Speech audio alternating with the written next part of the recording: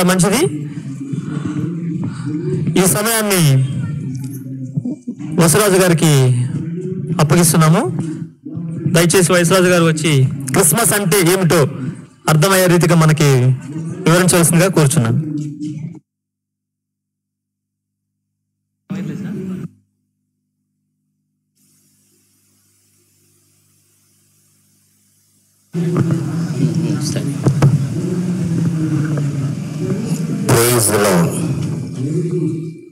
ప్రభునందు ప్రియులరా, ప్రియ చీరాల వాస్తవులారా, ప్రభువైన యేసుక్రీస్తు పరిశుద్ధ నామమును బట్టి క్రిస్మస్ శుభాకాంక్షలు మీకు అందిస్తున్నాను. సమయాన్ని వేస్ట్ చేయటం అనవసరం. అర్థమయ్యే రీతిగా చెప్పగలనో లేనో నాకు తెలీదు. నా పద్ధతిలో నేను చెప్పడానికి ప్రయత్నం చేస్తాను. క్రిస్మస్ అంటే ఏమిటి? అది చారిత్రకమా అంటే వాస్తవికమా అవాస్తవికమా? ఒక ప్రశ్న. ఓ కవి ఇలా రాశాడు, ఓపికతో వినండి. ఏనేంటి పద్యాలు శ్లోకాలు చదువుతున్నాడు అనుకోబోకండి, అర్థవంతంగా తెలుసుకొని ఉండాలి. యేసునాథుడు జన్మించిన శ్రీనఖము, భూత దాసత్వమును బాస భుజగుడనగే, ప్రజలకెల్లను అది గొప్ప పండువయ్యే, క్రీస్తు జన్మించుట చేసి క్రిస్మస్ అనగా. యేసునాథుడు జన్మించాడు, మాసి అఘము పాపం పరిహరింపబడింది. భూత దాసత్వమును బాసి, ప్రకృతి దాసత్వమునకు లోనై ఉన్నది ఆయన రాక మునుపు. అంధకార శక్తులు ప్రబలి ఉన్నవి ఆయన రాక మునుపు. చీకటి శక్తులు, సాతాను శక్తులు ప్రబలి ఉన్నవి ఆయన రాక మునుపు. ఈ ప్రకృతి అంతా కూడా, చరాచర విశ్వమంతా కూడా దాసత్వమునకు లోనై ఉన్నది. సాతానుడు లోగొన్నాడు. దుష్టత్వము, ఎటు చూచిన దుష్టత్వము, భ్రష్టత్వము, ఇవన్నీ మనం చూస్తున్నాం. భూత దాసత్వము, ఈ ప్రకృతి అంతా, పంచభూతములు దాసత్వం చేస్తున్నాయి. చెడుకు దాసత్వం, ఎటు చూచినా చెడు, అది అణిచివేయబడింది. భూత దాసత్వమును వాస భుజగుడు అనగే, సాతానుడు అణిచివేయబడ్డాడు. భుజగుడు అనగే, క్రీస్తు జన్మించుటం చేసి క్రిస్మస్ అనగా. యేసుక్రీస్తు ప్రభు బెత్లెహేములో పుట్టాడు. ఆసియా ఖండం, మన దేశం ఆసియా ఖండం. బెత్లెహేం, యేసు ప్రభు పుట్టిన బెత్లెహేం ఆసియా ఖండమే, ఒకే ఖండం. ఈ విషయాన్ని మీ గమనానికి తెస్తున్నాను, ఆలోచన చేద్దాం. మన ఇంటిలో కూడా 4 దిక్కులు ఉన్నాయి. పడమటి దిక్కు అంటే పశ్చిమ దిక్కు ఉంది, తూర్పు దిక్కున్నది, దక్షిణ దిక్కున్నది, ఉత్తర దిక్కున్నది. అవునా? మన ఇంటిలోనే, అది మన ఇల్లే, పరాయి ఇల్లు కాదు, మన ఇల్లే. తూర్పు దిక్కున్నది, పడమటి దిక్కున్నది, దక్షిణ దిక్కున్నది, ఉత్తర దిక్కున్నది. వాటి వాటి అవసరతను బట్టి వాటి ఉపయోగాన్ని గమనిస్తాం. పడమటి దిక్కులో ఉన్నది కదా అని అది పరాయి గృహం కాదు. ఉత్తర దిక్కులో ఉన్నది కదా అని అది పరాయి దిక్కు కాదు. మన దేశము ఆసియా ఖండము, తూర్పు ఖండము. తూర్పు ఖండములో దక్షిణ దిక్కులో ఉన్నది మన దేశం. దక్షిణ ఆసియా ఖండములో ఉన్నది మన దేశం. అలాగే పశ్చిమ దిక్కులో, ఆసియా ఖండములోనే పశ్చిమ దిక్కులో బెత్లెహేం ఉన్నది. ఇప్పుడు ఆలోచన చేస్తే అది మన ఖండమేనా? ఆసియా ఖండమేనా? పరాయి ఖండమా? పరాయి గృహం కాదు, పరాయి మతము. తెలిసి తెలియని అతివాదముతో మాట్లాడే మాటలవి. అతివాదముతో. యేసు ప్రభు జన్మించాడు ఆసియా ఖండములో. మన దేశం ఆసియా ఖండం. ఆసియా ఖండములో దక్షిణ దిక్కులో ఉన్నది మన దేశం. పశ్చిమ దిక్కులో, ఆసియా ఖండములో పశ్చిమ దిక్కులో ఉన్నది. అది గమనిస్తే చాలు. యేసు ప్రభు ఒక మతాన్ని స్థాపించడానికి రాలేదు. యేసుక్రీస్తు ప్రభు మరి ఎందుకు వచ్చినట్లు? చారిత్రకమా అంటే వాస్తవికమా? వాస్తవికం కాదా? క్రీస్తు శకము అనకుండా ఒక్క అడుగు కూడా ముందుకు వేయలేం. రిజిస్ట్రార్ ఆఫీస్కి వెళ్ళామనుకున్నా, మన ఎడ్యుకేషనల్ క్వాలిఫికేషన్స్ వెరిఫై చేయాలనుకున్నా క్రీస్తు శకమును బట్టే నిర్ధారింపబడతాయి. క్రీస్తు శకము లేకుండా దానికి తగిన రుజువు ఉండదు. చారిత్రకమైనది. 2000 సంవత్సరాల నాడు దేవుడు మానవ శరీరమును ధరించి ఈ లోకానికి వచ్చాడు. దైవాంశ సంభూతుడు కాడు యేసు ప్రభు. జాగ్రత్తగా వినండి. యేసు క్రీస్తు ప్రభు దైవాంశ సంభూతుడు అంటారు తెలియని వాళ్ళు, తెలియని వాళ్ళు. యేసు క్రీస్తు ప్రభు దైవాంశ సంభూతుడు కాడు. అంటే దేవుని యొక్క ఒకానొక అంశం శరీరమును ధరించి వచ్చిన వాడు కాడు ఆయన. సూర్యునికి అనేక కిరణాలు, ఒక కిరణం కాదు. దేవుడు అద్వితీయ సత్యదేవుడు సంపూర్ణ మానవుడిగా ఈ లోకానికి వచ్చినవాడు ప్రభువైన యేసు. సంపూర్ణ దైవాంశ సంభూతుడు ప్రభువైన యేసు. కేవలం దైవాంశ సంభూతుడు కాడు. ఇదొక ప్రాముఖ్యమైన విషయం, గ్రహించవలసిన విషయం. బెత్లెహేం దేశం పరాయి దేశం కాదు అన్నది మరొక ప్రధానమైన అంశం. యేసు ప్రభు శరీరమును ధరించి వచ్చిన లోక రక్షకుడుగా ఎంతైనా గమనింపదగిన విషయం. నేడు రక్షకుడు మీ కొరకు పుట్టి ఉన్నాడు. దేవదూతలు ప్రకటించిన సువర్తమానం దేవదూతలు ప్రకటించారు. పరలోక మహిమను విడిచి దిగి వచ్చారు. దేవుడు ఒక వ్యక్తి. హాంఫట్ హింఫట్ అనేవాడు కాడు, గారడివాడు కాడు. దేవుడు ఒక వాస్తవికమైన వ్యక్తి, శక్తి కలిగిన వాడు. అయినప్పటికీ ఆయన తన ప్రణాళిక చొప్పున ప్రతిదీ నడిపిస్తాడు. ఆయనకు ఒక ప్రణాళిక ఉన్నది, ఆయనకు ఒక డిసిప్లిన్ ఉన్నది, ఆయనకు ఒక అద్భుతమైన అవ్యక్త శక్తి స్వరూపం ఉన్నది, మహిమ శరీరం ఉన్నది. ఆయన ఒక వ్యక్తి. సమస్తము చేయగలడు కానీ చేయడు. తన ప్రకృతికి విరుద్ధంగా చేయడు. దేవుడు క్రిస్మస్ నాడు ఎందుకు శరీరమును ధరించి ఈ లోకానికి వచ్చాడనే విషయాన్ని మనం కొంచెం ఆలోచన చేయాలి.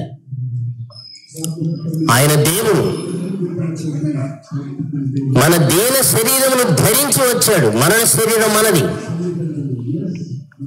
ఏ క్షణాన మరణిస్తామో తెలియదు. మా అన్నయ్య గారు హైదరాబాద్లో government ayurvedic medical college professor, సుమారు 80 ఏళ్ళ వయసు. మొన్ననే చనిపోయాడు. ఆరోగ్యంగానే ఉండి కొంచెం ఇబ్బంది పడ్డాడు చివరి 2 వారాలు. అది బాధాకరమే. ఎంతో మందికి వైద్య చికిత్స చేసినవాడు, పెద్ద పెద్ద డాక్టర్స్ సవాలు చేసి నిలిచినవాడు, మంచి పేరు ప్రతిష్టలు గడించినవాడు. మరణము మరణము మరణము. ప్రియుడా, సహోదరుడా, సహోదరి, ఈ మరణాన్ని తప్పించడానికే యేసు ప్రభు క్రిస్మస్ నాడు జన్మించాడని గుర్తిస్తున్నాం. మరణము దాటరానిది. అన్నయ్య సమాధి కార్యక్రమం అప్పుడు ఒక పండితుడు నాతో మాట్లాడుతూ జాతస్య హి ధ్రువో మృత్యు అన్నాడు. నిజమే, పుట్టినవానికి మరణం తప్పదు. అదొక వేదాంతం కాదనడం లేదు, అదొక అభిప్రాయం. నేను వెంటనే ఎత్తుకున్నాను. జాతస్య హి ధ్రువో మృత్యు ధ్రువం జన్మ మృతస్య చ తస్మాదపరిహార్యేర్థే నత్వం శోచితుమర్హసి. పుట్టిన వానికి చావు తప్పదు, చచ్చిన వారికి పుట్టుక తప్పదు. తస్మాత్ అపరిహార్యేర్థే, అట్టి అపరిహార్యమైన పరిహరించడానికి వీలు లేని దాని కొరకు త్వం నశోచితం అర్హసి, విచారించవలసిన పని లేదు. మంచిది, ఆత్మకు చావు లేదన్నది ఒప్పుకుంటాం, మంచిది. కానీ మన అమ్మ చనిపోయింది, చనిపోయి కర్మానుగతంగా కుక్కగా పుట్టిందేమో, ఆ కుక్కని నువ్వు తన్నుతున్నావేమో, తరుముతున్నావేమో, ఆ పందిని చీదరించుకుంటున్నావేమో. ఒకవేళ పూర్వజన్మ కర్మానుభవాన్ని బట్టి పందిగా పుట్టిందేమో, ఆ పందిని మనుషుడు అనాదరిస్తున్నాడేమో. ఆత్మ చావలేనంత వరకు బాగానే ఉంది, కానీ ఆత్మ ఎట్టి స్థితిలో ఉన్నది. కారణాంతరాలచే రైలు కింద పడి చనిపోయింది ఒకానొక వ్యక్తి, ఒకానొక జీవి. తన్నుకులాడుతుంది, రక్తం జువ్వుమని ఎగదన్నుతుంది. సంతోషిద్దామా? చావలేదు, చావలేదు. ఆత్మకు చావు లేదు, ఆత్మకు నిత్యత్వం ఉన్నది. కాబట్టి త్వం నశోచితం అర్హసి అంటే ఏమనాలి? అజ్ఞానాన్ని ఏమనాలి? విచారించవలసిన పని లేదు నాయన, ఇది సహజం. ఆ దినాలలో బుద్ధుడు, గౌతమ బుద్ధుడు గొప్ప వ్యక్తి. నన్ను చెప్పమంటే చాలా గొప్ప వ్యక్తి. భారతదేశంలో అంతటి గొప్ప వ్యక్తి మరొకడు కానరాడు, మరొక వేదాంతి కనిపించడు. గౌతమ బుద్ధుడు జీవించిన దినాలవి. ప్రజలు అతనిని వెంబడిస్తున్నారు. ఒక తల్లి ఒకానొక కుమారుడు తాను చనిపోతే తల కొరి పెడతాడు వాడే అనుకుని ఆశతో వాడిని జాగ్రత్తగా పెంచుకుంటుంది. 7-8 సంవత్సరాల వయస్కుడు బిడ్డ. ఆట ఆడుకుంటున్న సమయంలో వాడు సర్పదష్టుడయ్యాడు. ఓ పాము వాడిని కాటు వేసింది, వాడు చనిపోయాడు. బోరును ఏడుస్తుంది, ఒక్కగానొక్క కొడుకు అని. ఏం చేయాలి? కొడుకు విషయమై అందరూ ఓదారుస్తున్నారు. పుట్టిన వానికి చావు తప్పదమ్మా, ఏడవద్దు. నీ కొడుకు ఎక్కడో చోట పుట్టి ఉంటాడు, క్షేమంగానే ఉంటాడు. ఆ స్థితిలో నీవుంటే, ఆ స్థితిలో నేనుంటే అది నిజమైన ఆదరణ ఇవ్వగలదా? నిజమైన సమాధానంగా ఉండగలదా? నిజమైన తృప్తిని ఇవ్వగలదా? ఆ మాట లేదు. ఆ స్త్రీ అల్లాడిపోతుంది. ఒకరు చెప్పారు, ఫలాని చోట గౌతమ బుద్ధుడున్నాడు, అతడు భగవద్ అవతారం, అతని వద్దకు తీసుకొని వెళ్ళండి, అతడు బ్రతికిస్తాడమ్మా. గంపెడ ఆశతో ఏ తల్లి అయినా కోరుకుంటుంది, బిడ్డ బ్రతకాలే గాని ఎంతకైనా తెగిస్తారు కదా తల్లిదండ్రులు. ఆ బిడ్డ కోసం ఆ బిడ్డ ఎత్తుకొని, భుజాల మీద ఎత్తుకొని గౌతమ బుద్ధుడి దగ్గరికి తీసుకొని వచ్చి గౌతమ బుద్ధుని కాళ్ళ మీద పడేసింది. బుద్ధుడు ఉలుక్కుపడ్డాడు. అనుకోని సంఘటన. అమ్మా, ఏంటి సమస్య? భగవాన్, వీడిని బ్రతికించు, వీడే నా ప్రాణస్నాయువు, వీడిని బ్రతికించు. బుద్ధుడికి ఏం చెప్పాలో అర్థం కాలేదు. ఆ తల్లికి ఏ విధంగా ఆదరణ ఇవ్వాలో అర్థం కాలేదు. అర్థం కాక ఒక క్షణం ఆగి, నీ బిడ్డను బ్రతికిస్తాను, ఒక్క పంచి, ఓ గుప్పెడు ఆవాలు తీసుకుని రా, నీ బిడ్డను బ్రతికిస్తాను. గుప్పెడే కదా, ఎన్నైనా తీసుకుని రాగలను. మన భారతదేశం దాన ధర్మాలకు పెట్టింది పేరు. తప్పకుండా ఇస్తారు, తీసుకొని వస్తాను. ఆ తల్లి వెళ్ళబోయింది, పిలిచాడు ఒక్క మాట. ఏ ఇంట ఎన్నడూ చావు లేదో ఆ ఇంటి ఆవాలు మాత్రమే పనికొస్తాయి, ఇక వేరే ఇంటి ఆవాలు పనికి రావన్నాడు. బిడ్డను బ్రతికించుకోవాలనే తపనతో ఇది సాధ్యమా అసాధ్యమని ఆలోచన చేయలేదు ఆ స్త్రీ. ఆలోచన చేయకుండా అలాగే తెస్తానని ఇల్లు తిరుగుతుంది. గుప్పిడేమమ్మా చేటడు పట్టు, మీ బిడ్డ బ్రతకాలే కానీ. మన భారతదేశంలో దాతృత స్వభావం ఎక్కువ, దయా స్వభావం ఎక్కువ, అది వాస్తవం. జాలి గుండె మన భారతీయులకు ఉన్నదన్నమాట వాస్తవం. ఇస్తాము, తీసుకో. కానీ ఒక్క మాటమ్మా, మీ ఇంట్లో ఎన్నడూ ఎవరూ చనిపోలేదా? అదేంటమ్మా, మొన్న మా మామ చనిపోలేదా?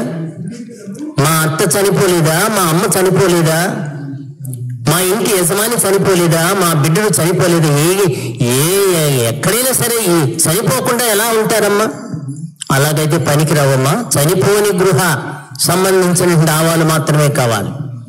తిరిగి తిరిగి తిరిగి చివరికి అసాధ్యమని తెలుసుకొని ఆ స్త్రీ దుఃఖముఖయ్యి వస్తుంది. బుద్ధుని దగ్గరకు వచ్చింది. బుద్ధుడు అడిగాడు, ఏమ్మా దొరకలేదా? దొరకలేదు ప్రభు. బుద్ధుడు చెప్పిన నీతి జాతస్య హి ధ్రువో మృత్యు, మన వాళ్ళు కాపీ కొట్టడం ఫస్ట్ ర్యాంక్. బుద్ధుని నీతి అది, బౌద్ధ ధర్మం అది. కాకపోతే మంది బలం, ధనిక బలం, కుల బలం, రాజకీయ బలం, రాజుల అండ బలం ఇది చూచుకొని చట్టాలు శాసనాలు మారుస్తూ వస్తున్నారు. మనం చూస్తున్నాం కదా. సరే, ఇప్పుడు బుద్ధుడు అన్నాడు, చనిపోయిన వాడు తప్పకుండా బ్రతుకుతాడు, తప్పకుండా పుడతాడు వేరొక జన్మలో. పుట్టిన ప్రతివాడు చనిపోతాడు, దీనికి విచారింపవద్దు అన్నాడు. కానీ నా ప్రశ్న మీరు అర్థం చేసుకోండి. దుఃఖపడవద్దు అన్నావు, మంచిదే, దుఃఖపడవద్దు. కానీ ఏ స్థితిలో ఉన్నాడు ఆ వ్యక్తి? అమ్మ చనిపోయి చాలా కాలం అవుతుంది. ఏ స్థితిలో ఉన్నది? ఒకవేళ నిజముగా నా తల్లి ఎక్కడో భయంకరమైన రీతిగా ఉన్నది అనే సంగతి నాకు తెలిస్తే అంతకంటే దుర్భరమైనటువంటి వేదనకరమైన విషయం మరొకటి ఉంటుందా? అది పరిహరించడానికి వీలు లేదు అన్నాడు ఆ మాట. తస్మాద్ అపరిహార్యేర్థే నత్వం శోచితుమర్హసి. అది పరిహరించడానికి వీలు పడదు. ఎవరికి వీలు పడదు? నీకు కూడానా అన్న, పెద్ద అయినా నీకు కూడానా? నాకు తెలియదు కానీ ఆయన అన్న మాటే నేను మీతో చెప్తున్నా. తస్మాత్ అపరిహార్యేర్థే నత్వం శోచితుమర్హసిని, విచారించవలసిన పని లేదు అన్నాడు. యేసుక్రీస్తు ప్రభు ఎందుకు జన్మించాడో రండి ప్రభు దగ్గరకు. ఆయన జీవించిన దినాలలో చనిపోయిన వారిని ఆయన పాదాల దగ్గరకు తీసుకొని వచ్చారు. పాడిని ముట్టాడు, ఆయన ఆగిపోయారు. చిన్నవాడాలేము, చిన్నదానాలేము. Praise the Lord. యేసు ప్రభు సజీవుడైన దేవుడు, మృతులను సజీవులుగా లేపినవాడు. లాజరు బయటికి రా. 4 దినాలైతేనేమి, కుళ్ళిపోతేనేమి, పురుగులు పట్టితేనేమి, అక్కడ ఉన్నది నీవు కాదు, నేను కాదు, ఒక వేదాంతి కాదు, ఒక అవతార పురుషుడు కాదు. అక్కడికి వచ్చింది మాటలు చెప్పి ఊరట చెప్పే వ్యక్తి కాదు. అక్కడికి వచ్చింది, లాజరు బయటికి రా. దగ్గరగా కేకవేగా లాజరు, చనిపోయిన లాజరు బయటకు వచ్చేసాడంతే. యేసు క్రీస్తు ప్రభు ఎవరని నేను అనుకుంటున్నాను? హిందూ సాంప్రదాయ కుటుంబంలో పుట్టిన నేను ఏమనుకోవాలి? ఈయన ఎవరు అన్వేషించాను నేను. ఈయన ఎవరు? నేను చదువుకున్నాను. ఈయన ఎవరు? నేను బహుగా జ్ఞానంతో అన్వేషించాను, వెతికాను. ఈయన ఎవరు? ప్రశ్న ప్రశ్న ప్రశ్న, ప్రశ్న మీద ప్రశ్న. చివరికి తెలుసుకున్నాను, ఇటువంటి వ్యక్తి చరిత్రలో నా భూతో నా భవిష్యత్తు చరిత్రలో కనిపించలేదు. ఆయన ఎవరో నేను తెలుసుకున్నాను. ప్రభువే శరీరధారిగా జీవించిన దినాలలో కూడా ఈయన ఎవరు? మృతులైన వారు తిరిగి లేస్తున్నారు, ఈయన ఎవరు? చెవిటి వారు వింటున్నారు, ఈయన ఎవరు? గుడ్డివారు చూపు పొందుతున్నారు, ఈయన ఎవరు? ఈ ప్రశ్నలు ఎన్నో వచ్చినాయి, అందరికీ వచ్చినాయి. ఈయన ఎవరు? కొందరు ప్రవక్త అనుకున్నారు, కొందరు దేవుని కుమారుడైన యేసుక్రీస్తు అనుకున్నారు. ఇలాగూ ఈ అభిప్రాయ భేదాలు. ఈ రాత్రి వేళ సహోదరుడా సహోదరి, నీవెవరు? యేసు ప్రభు ఎవరని నువ్వు అనుకుంటున్నావు? ఎవరు అనుకుంటున్నావు? యేసు ప్రభుని గురించి నీ అభిప్రాయం ఏంటి? యేసుక్రీస్తు ఎందుకు జన్మించాడు? హెబ్రీ పత్రిక 2:14 ఆయన కూడా రక్త మాంసములో బంధింపబడిన మానవుని విడిపించే నిమిత్తమై, ప్రైజ్ ది లార్డ్ చెప్పండి, praise the Lord, praise the Lord, సిగ్గుపడనక్కర్లా, ప్రైజ్ ది లార్డ్. రక్త మాంసములలో బంధింపబడిన మనిషిని విడిపించే నిమిత్తమై, విన్నారా? మానవునికి విడుదల లేదు. కర్మబద్ధుడు, గత జన్మలో అంచిత కర్మ, సంచిత కర్మ, ఈ కర్మలచే బంధితుడు. గత జన్మల ప్రభావము ఈ జన్మలో ఉంటుంది. ఈ జన్మ నుండి విడుదల పొందలేము, అసాధ్యం. కర్మ మోక్షం లేదు, అనుభవించి తీరవలసిందే.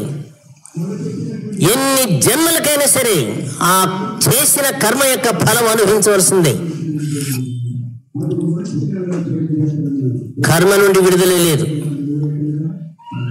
నీవు ఈరోజు చదువుకున్నావు, పూర్వ జన్మలో మంచి కర్మ చేసి ఉంటావు, అందుకని చదువుకున్నావు, భేష్, మంచిదే, సంతోష వార్త. ఈరోజు నువ్వు గొప్ప వ్యక్తి అయ్యావు, పూర్వజన్మలో నువ్వేదో మంచి కర్మ చేసి ఉంటావు, మంచిది. ఇలాగూ ఒకవేళ ఇప్పుడేదో బాధపడుతున్నావు, క్షయ రోగం వచ్చింది, క్యాన్సర్ రోగం వచ్చింది, పూర్వజన్మలో ఏదో తప్పు చేసి ఉంటావన్నా, తప్పు చేసి ఉంటావు చెల్లి, సహోదరి, అనుభవించక తప్పదు. కర్మ నుండి విడుదల లేదు. మా కర్మ ఫల హేతుర్భూ మాతే సంగోస్త్వకర్మణి. కర్మ నుండి విడుదల లేనే లేదు. ఎన్ని జన్మలకైనా సరే మా భుక్తం క్షీయతే కర్మ కల్పకోటి శతైరపై, కోటాను కోట్ల జన్మలు ఎత్తినా సరే, కోటాను కోట్ల జన్మలు ఎత్తవలసిందే. ఆ కోటాను కోట్ల జన్మల్లో నువ్వేవేవి తప్పులు చేసావు, ఆ తప్పుల ఆ భారమంతా నువ్వు భరించవలసిందే. నీ తరఫున దేవుడు భరించడు. నా దత్తే కస్యచిత్ పాపం నచైవ సుకృతం విభు. భగవంతుడు కస్యచిత్ పాపము ఎవనేక పాపమును గాని, కస్యచిత్ సుకృతం ఎవనేక పుణ్యమును గాని నా ఆదత్తే భరించడు. అంటే తాను చేసిన పాప కర్మ అనుభవించి తీరవస్తుంది, తానే అనుభవించాలి, భగవంతుడు అనుభవించడు. యేసు ప్రభు అంటున్నాడు, నా ఎద్దుకు రండి. యేసు ప్రభు ఎందుకు పుట్టాడు? కర్మ భారం నుండి నిన్ను విడిపించడానికి పుట్టాడు. కర్మ భారం నుండి నిన్ను విడిపించి నిన్ను రక్షించడానికి వచ్చాడు. ఆయన రక్షకుడు. తరుముతూ ఉంటే జన్మ జన్మల కర్మ పాపం తరుముతుంటే, ఒక త్రాచుపాము నిన్ను తరుముతుందనుకోండి, ఆహా ఇక్కడ విశ్రాంతి తీసుకుంటాను, ఇక్కడ హాయిగా నిద్రపోతాను, కొంత విశ్రమిస్తానని అనుకుని ఉండగలవా? తుది క్షణం వరకు, నీకు రక్షణ దొరికే వరకు పరిగెత్తి అయ్యా నన్ను రక్షించండి కేకలు వేస్తావు. ఎవరైనా దయార్ద్ర హృదయంతో ఆ పామును చంపితే అమ్మయ్య అని నీవు ఊపిరి పీల్చుకుంటావు. నీకు అప్పుడు శాంతి దొరుకుతుంది, అప్పుడు సమాధానం దొరుకుతుంది. అంతవరకు నీ కర్మ నిన్ను వెంటాడినప్పుడు, జన్మ జన్మల పాపము నిన్ను వెంటాడుతున్నప్పుడు నీకు విశ్రాంతి ఎక్కడ, సమాధానం ఎక్కడ, సంతోషం ఎక్కడ? తాత్కాలికంగా బాగా అది తాగి ఇది తాగి అది తిని ఇది తిని సంతోషం. పండుగ నాడు తమ్ముడేదో చెప్పాడు, కేక్ చేసుకోవటం, వంటలు చేసుకోవటం, ఏదేదో మంచి బట్టలు వేసుకోవటం, తాత్కాలిక సంతోషం. కానీ గుర్తుంచుకో, జన్మ జన్మల కర్మ ఫలం నిన్ను వెంబడిస్తుంది, అది అనుభవించక తప్పదు. గుర్తుంచుకో, అది సంతోషం ఇస్తుందా? అది సమాధానం ఇస్తుందా? అది నిత్యమైన జీవము కాదు తమ్ముడా, సహోదరుడా, సహోదరి. వాస్తవికతను గ్రహించడానికి ప్రయత్నం చేద్దాం. భగవంతుడు అన్నాడు, నేను ఎవరి పాపమును భరించను, నాదట్టే కస్యచిత్ పాపము నచైవ సుకృతం విభు. భగవంతుడు కస్యచిత్ పాపము, ఎవరి యొక్క పాపమును గాని, కస్యచిత్ సుకృతం, ఎవరి యొక్క పుణ్యమును గాని నా ఆదత్తే భరించడు. అంటే ఎవడి పాపాన్ని వాడే భరించాలి, ఎవడి కర్మను వాడే భరించాలి. నాకు కర్మ నుండి విడుదల ఎవరిస్తారు? మరి తప్పు చేసే నిజమే, నేను పాపిని కాని నేను అనడం లేదు, తప్పు చేయలేదు నేను అనడం లేదు, నేను మంచివాడిని నేను అనటం లేదు, దౌర్భాగ్యుడిని. మంచి నాలో పుట్టదు, నాకు తెలుసు. మంచి నాలో పుట్టదంచు ప్రేమించినావు, ఆహా ఎంత శక్యము గాని మంచి నాలో పెంచ ఎంచి ప్రేమించినావు. యేసు నన్ను ప్రేమించినావు, పాపినైనా నన్ను 100 మార్కులు తెచ్చుకోగలిగిన వాడికి కాలేజీలో సీట్ ఇవ్వడం గొప్ప. 100 మార్కులు సంపాదించుకోగలిగిన వాడికి, నీతిమంతునికి గొప్ప సీట్ ఇవ్వడం పెద్ద గొప్ప విషయం కాదు. కానీ తక్కువ స్థితిలో ఉన్న వ్యక్తిని తీసుకొని వాడిని పరిస్థితికి తీసుకుని రాగలిగితే అది గొప్ప.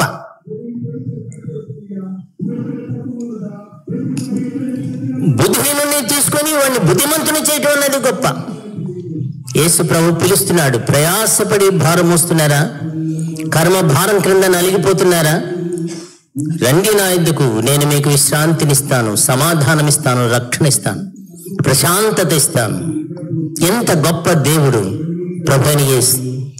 క్రిస్మస్ నేను విడిపించేందుకు వచ్చాడు. నేడు రక్షకుడు మీ కొరకు పుట్టి ఉన్నాడు. దేవదూతలు ప్రకటించిన సువార్త, రక్షకుడు మీ కొరకు పుట్టి ఉన్నాడు.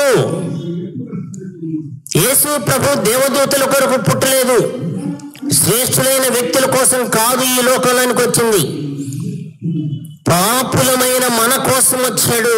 కన్నికరము గల దేవుడు మానవ రూపము దాల్చెను, కన్నికరము గల దేవుడు మానవ రూపము దాల్చెను, ప్రాణము సిలువను బలి చేసి మనలా విమోచించి నన్ను దయదలచి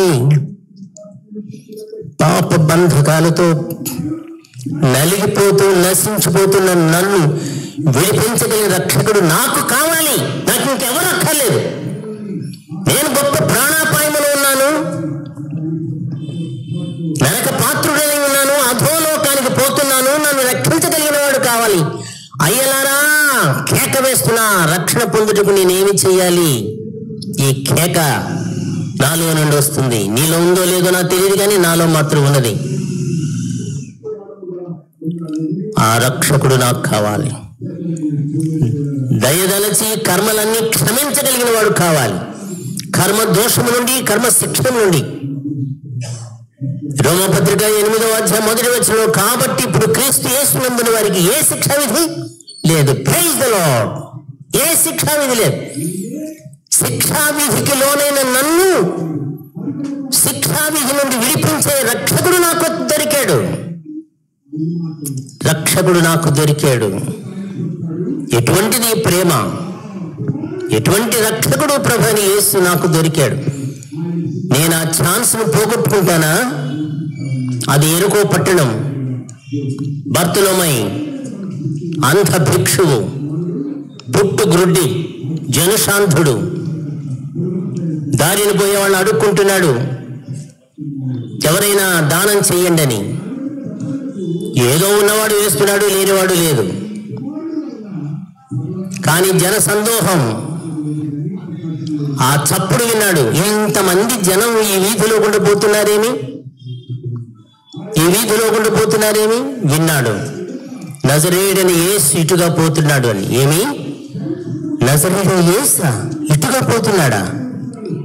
అంతకు మునిపే తాను విన్నాడు యేసు ప్రభుని గురించి. కానీ గుడ్డివాడు, తన నడిపించేవాడు ఎవడు లేడు, తన ఎడల దయ చూపగలిగిన వాడు ఎవడూ లేడు. ఏమి, యేసు ఇటుగా పోతున్నాడా? ఈ అవకాశాన్ని నేను సద్వినియోగం చేసుకుంటాను, పోగొట్టుకోకూడదు.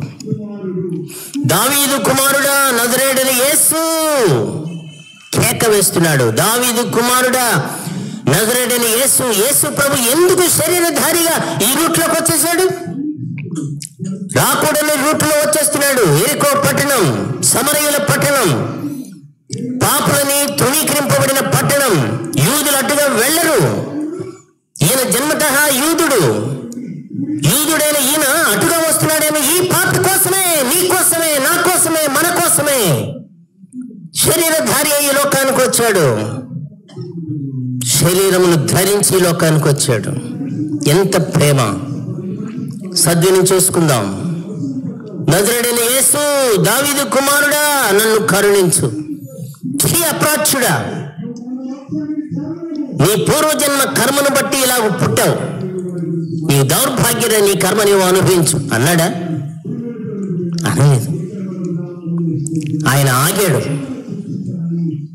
అంత పనులను ఆయన ఆగాడు. అతన్ని నా ఎద్దుకు తీసుకుని రండి.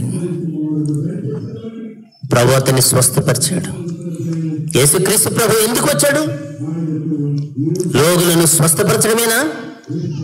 ఆధ్యాత్మిక రోగులున్నారు చాలా మంది, ఆధ్యాత్మికంగా రోగులున్నారు చాలా మంది. వారిలో నీవొకడు, నేనొకడు, మనం కావచ్చు. స్వస్థత కావాలని అంటే యేసునద్దుకురా, ప్రభు యేసునద్దుకురా. యేసు ఎవరో తెలుసుకో, యేసును అంగీకరించడం నేర్చుకో. ఇందాక చెప్పాను కదా, ఒక ఇంటిలో 4 దిక్కులున్నాయి. పరాయి గృహం ఏది లేదు ఇక్కడ. పరాయి దేశమేం కాదు యేసు ప్రభు. ఆయన శక్తిమంతుడు. కాలమునకతీత ఫలమండల కాంతి మహిమలో నివసించు మాన్యుడతడు. సర్వ పదార్థ సంజనిత విశ్వకలనములకెల్ల అందని ఆత్మరూపీ. Praise the lord. నేను రాసిన పద్యమే ప్రస్తుతానికి ఆవకం.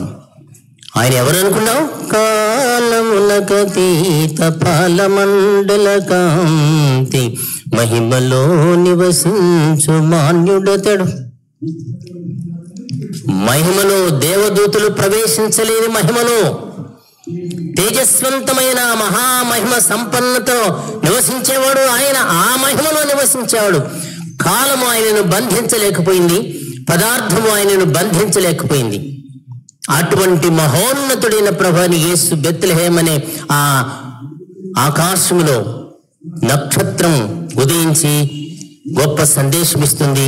ఆ సందేశాన్ని విన్నావా? విన్నామా? ఆయన కాలమునకు అతీతుడు, పదార్థమునకు అతీతుడు. ఏ పదార్థం ఆయనను బంధించలేదు. అయినా మానవుల రక్షణ నిమిత్తమై హెబ్రీ పత్రిక 2:14 చెప్పబడినట్లుగా ఆయన కూడా రక్త మాంసములలో పాలివాడు. ఆయన కూడా, ఆ కూడా అనే శబ్దాన్ని గమనించండి. ఆయన కూడా. నీవంటే నేనంటే మరొకరంటే అర్థవంతమైన మాటే. కానీ కాలమునకు అతీతుడైన ఆయన కూడా మనుషులను రక్షించే నిమిత్తమై కర్మబద్ధుడవుతున్నాడా? నన్ను బంధించండి.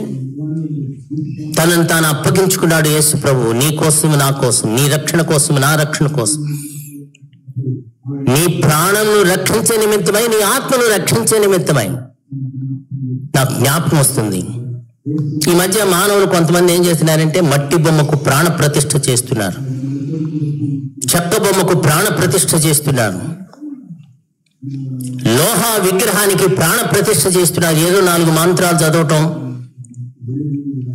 దైవత్వాన్ని ఆపాదించడం, పూలు మంత్రాలు చల్లటం మంచిదే. కానీ ఆ మట్టి బొమ్మ ఏమైనా మాట్లాడుతుందా?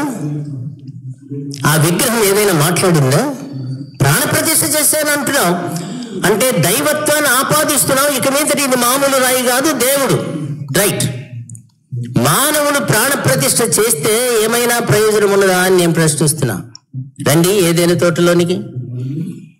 దేవుడు ఒక మట్టి బొమ్మను చేశాడు. ఆ మట్టి బొమ్మ నాసికా రంధ్రములలో ప్రాణముదాడు. నరుడు ప్రాణాత్మ ఆయను.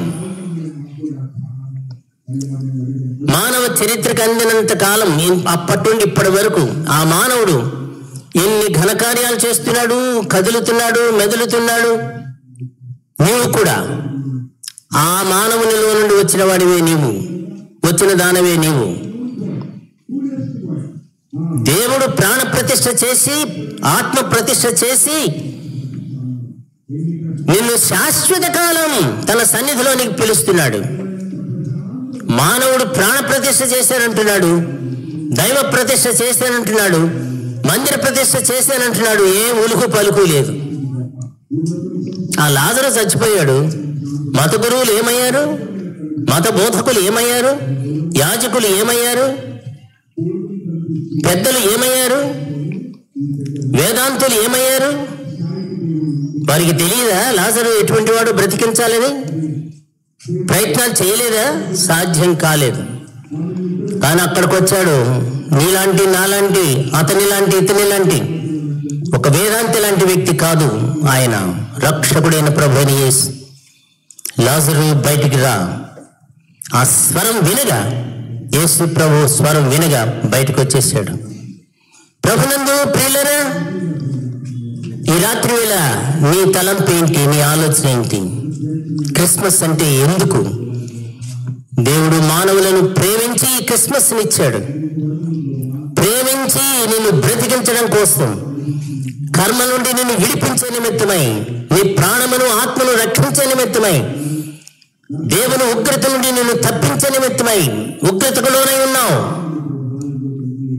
పాపము చేత, అపరాధం చేత నీవు దేవుని యొక్క సన్నిధికి దూరమైపోయి ఉన్నావు. నిన్ను మళ్ళీ తన సాన్నిధ్యంలోనికి తీసుకుని వచ్చే నిమిత్తమై ఆయన తండ్రి సాన్నిధ్యాన్ని విడిచిపెట్టి దీనుడుగా, రిక్తుడుగా ఈ లోకానికి వచ్చాడు. ఆ శిలువ మీద తండ్రి చేతిని పట్టుకున్నాడు, నీ చేతిని పట్టుకున్నాడు, రెండు చేతులు కలుపుతున్నాడు. అవసరమైతే తండ్రి చేతినైనా విడిచిపెట్టడానికి ఇష్టపడ్డాడు, కానీ పాపి చేతిని విడిచిపెట్టలేదు.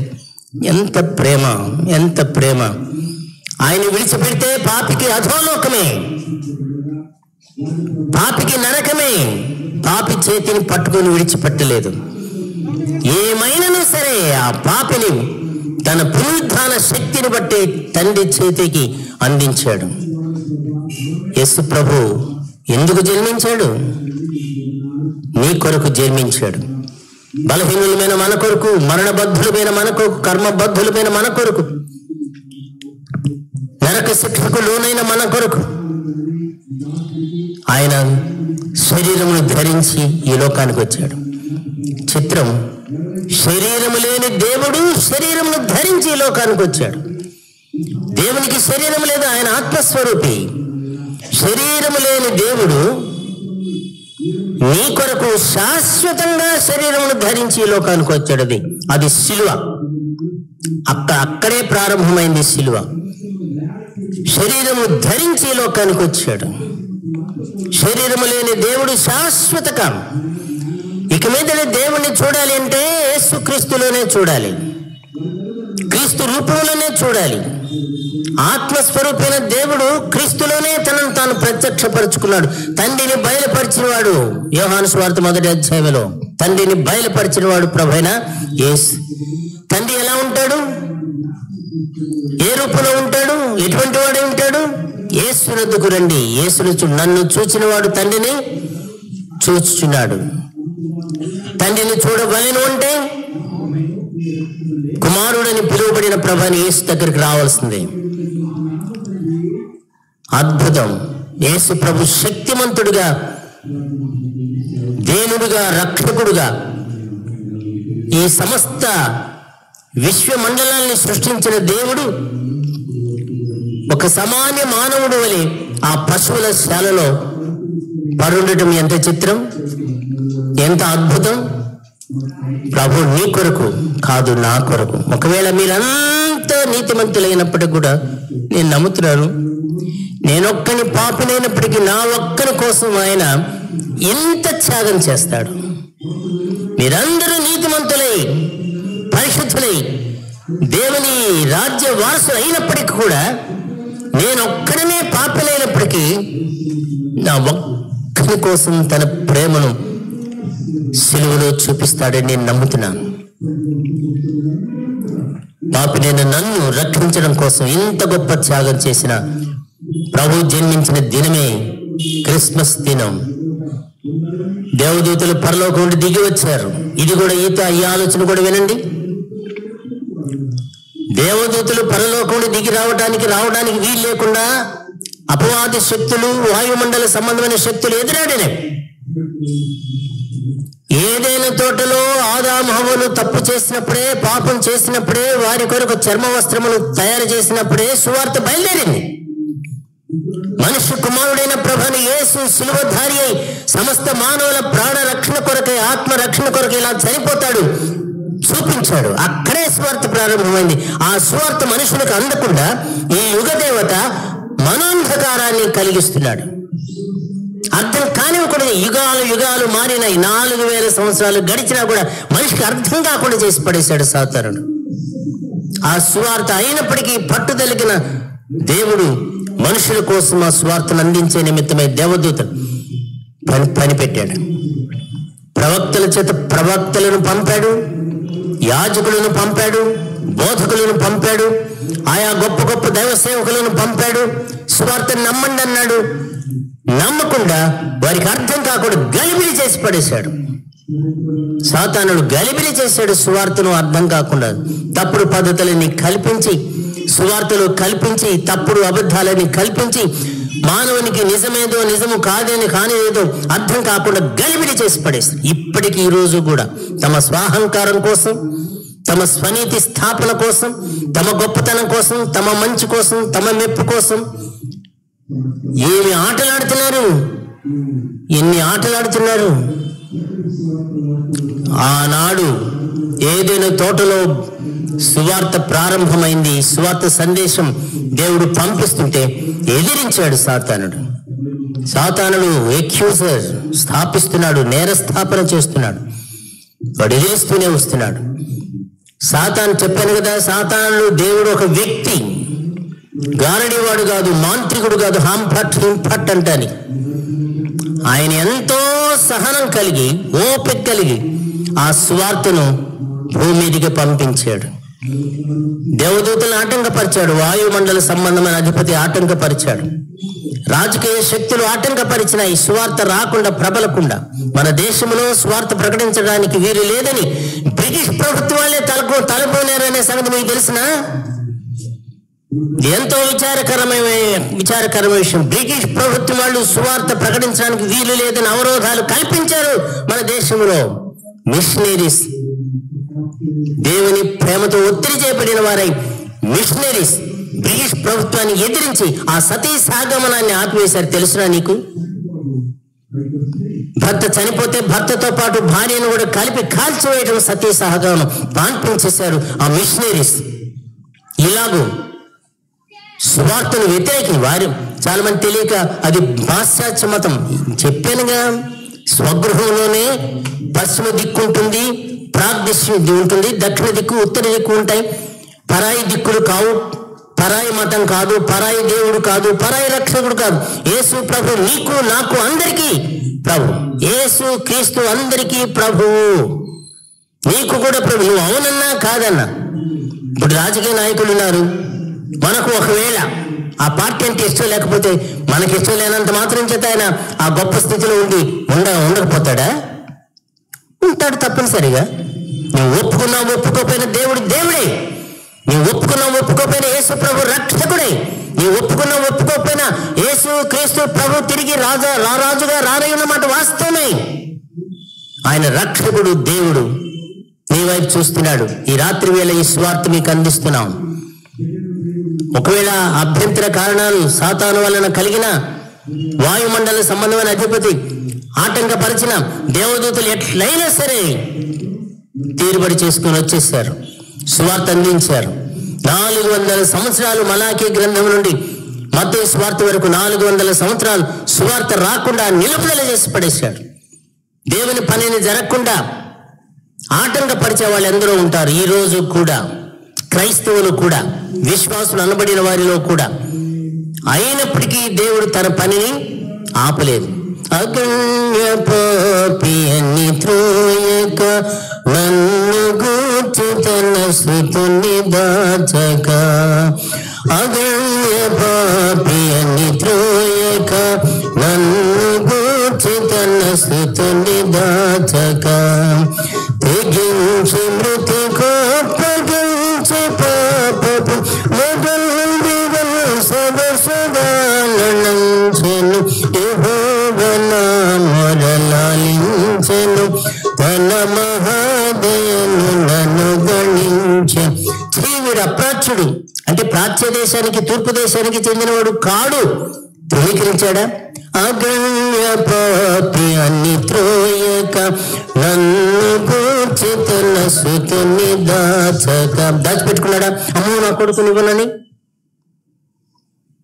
యేసు ప్రభుని లోకానికి పంపించాడు. యేసే దేవుడు, త్రిత్వైక దేవుడు యేసు ప్రభువే.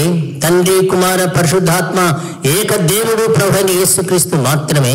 సరే, అవి వేరే అంశాలు. యేసు నందు విశ్వాసం ఉంచి ఈ గొప్ప రక్షణలో భాగస్వామ్యాన్ని పొందినట్లు పరిశుద్ధాత్మ దేవుడు ఈ క్రిస్మస్ నాడు మనతో మాట్లాడుతుండగా లోపడదాం, అంగీకరిద్దాం. ఇంత గొప్ప రక్షణ తృణీకరించవద్దు. దేవదూతలు కూడా ఎదిరించాడు వాయుమండల సమన్వయాధిపతి. దానియేలు గ్రంథంలో 2వ అధ్యాయంలో, దానియేలు నీవు బహుప్రియుడో, నీ కొరకు వర్తమానం తెచ్చాను. నన్ను ఎదిరించాడు పారసిక దేశాధిపతి దురాత్మ, వాయుమండల సమన్వయాధిపతి ఎదిరించాడు. నాకు సహకారంగా ఉండటానికి ఎవరూ రాలేదు, ఏ దేవదూతలు కూడా రాలేదు. అంతటి బలాఢ్యుడు వాడు, సామాన్యుడేం కాదు. దేవదూతలు సహితం భయపడేంత, వారిని సహితం భయపెట్టేంత బలాఢ్యుడు వాడు, దుష్టుడు, సాతానుడు. అయితే నా పక్షమున మీ అధిపతి అయిన ఎవరు? మీ అధిపతి అయిన మిఖాయేల్. కొంచెం జ్ఞాపశక్తి దెబ్బతిన్నది, వయస్సుతో పాటు ఈ షుగరు. మిఖాయేల్ నా పక్షంగా వచ్చి యుద్ధం చేసి నన్ను నీ దగ్గరకు పంపించాడు. ఇప్పుడు నేను త్వరగా పోయి మిఖాయేలుతో కలిసి యుద్ధం చేస్తాం, జయిస్తాం. ఇక్కడ గ్రహించవలసిన విషయం, దేవదూతలను ఎదిరించి స్వార్థను ఆటంకపరిచాడు. ఈ యుగదేవత అవిశ్వాసులైన వారి మనోనేత్రములకు గుడ్డితనము కలుగు చేశాడు. అసలు స్వార్థను చదవకుండా, బైబిల్ చదవటానికి వీల్లేదు. నేను విన్నాను ఈ మధ్యకాలంలో, ఒకప్పుడు అమెరికాలో బైబిల్స్ చదివేవాళ్ళు లేరు, గుళ్ళు మోయబడ్డాయి. ఇప్పుడు బైబిల్ చదివే వాళ్ళు ఎక్కువయ్యారట. ప్రైజ్ ది లార్డ్ చెప్పండి, ప్రైజ్ ది లార్డ్. అమెరికాలో ఇప్పుడు బైబిల్స్ చదువుతున్నారట, సత్యాన్ని తెలుసుకుంటున్నారు. అంచె దినాల్లో నేను చాలా సంతోషించాను. మేము చదువుకున్నాం, మా నాన్నగారు తెలుగు పండితుడు, ఆయన నేర్పాడు ఈ వేదాలు, ఈ ఉపనిషత్తులు, ఇవన్నీ. కానీ ఇప్పుడు యేసు ప్రభునందు సంతోషించగలుగుతున్నాం. ఒక్క మాట చెప్పి ముగిస్తున్నాం. శృతేశ్చ భిన్నా స్మృతేశ్చ భిన్నా మహర్షిణం మతేశ్చ భిన్నా. శృతులు భిన్నములైన విషయాలు చెప్తున్నాయి. మహర్షులు రాశారు. ఒక మహర్షి చెప్పిన శృతిని మరొక మహర్షి ఖండిస్తాడు, మరొక మహర్షి చెప్పిన విషయాన్ని మరొక మహర్షి ఖండిస్తాడు. స్మృతయశ్చ, స్మృతులు, ఉపనిషత్తులు. ఉపనిషత్తులను కూడా ఒక మహర్షి చెబితే దాన్ని మరొక మహర్షి ఖండిస్తాడు. మహర్షులే గొప్పవాళ్ళే, కానీ ఖండిస్తారు. ఇది తప్పు, ఇది తప్పు, ఇది తప్పు. నేతి నేతిత్యాత్మ, ఇది ఆత్మ కాదు, ఇది ఆత్మ కాదు. మరి ఏది ఆత్మ ఒకటి నిర్ధారించలేకపోయారు వాళ్ళు. మహర్షిణ మతేశ్చ భిన్న, మహర్షుల యొక్క మతములు, ఆలోచనలు భిన్నము. అటువంటప్పుడు ఒక్క మతాన్ని ఎందుకు పాయింట్అవుట్ చేసి నిరోధించాలని ప్రయత్నం చేయాలి, అవరోధించాలని ప్రయత్నం చేయాలి? శాక్తీయ మతం ఉంది, వైష్ణవ మతం ఉంది, శైవ మతం ఉంది, ఇలా మతాలు ఎన్నో ఉన్నాయి. ఒక మతము మరొక మతాన్ని ఖండిస్తూ ఉంటుంది. మీకన్నీ చెప్పే సమయం కాదు, నేను తెలుగు లెక్చరర్ని.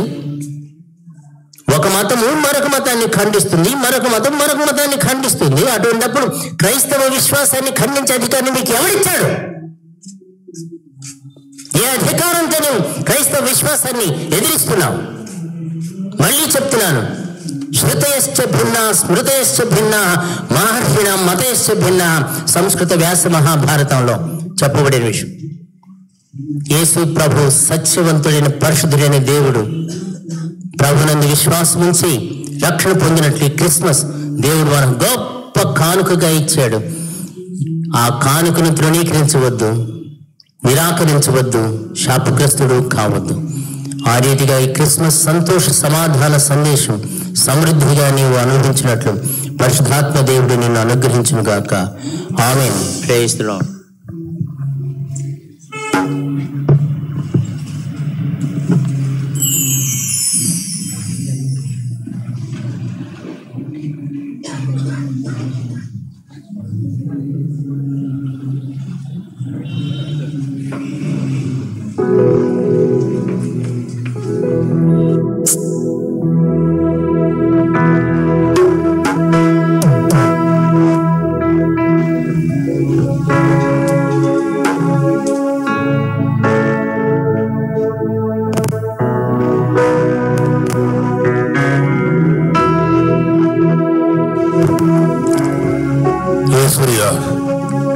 ఆయన దేవుడు, మన ప్రార్థన వినేవాడు. ఏ భేదం లేదు, అందరూ పాపం చేస్తున్నారు, దేవుడు అనుగ్రహించిన మహిమను పొందలేకపోతున్నారు. అంచేత ఈ సభ యేసును పరిచయం చేయడానికి, యేసు ఎవరో కాదు, నీ కొరకు రక్తం దాచిన ప్రభు. ఆ ప్రభువు నీ జీవితంలో ప్రవేశించాలి. చిన్న ప్రార్థన చేసుకుందామండి.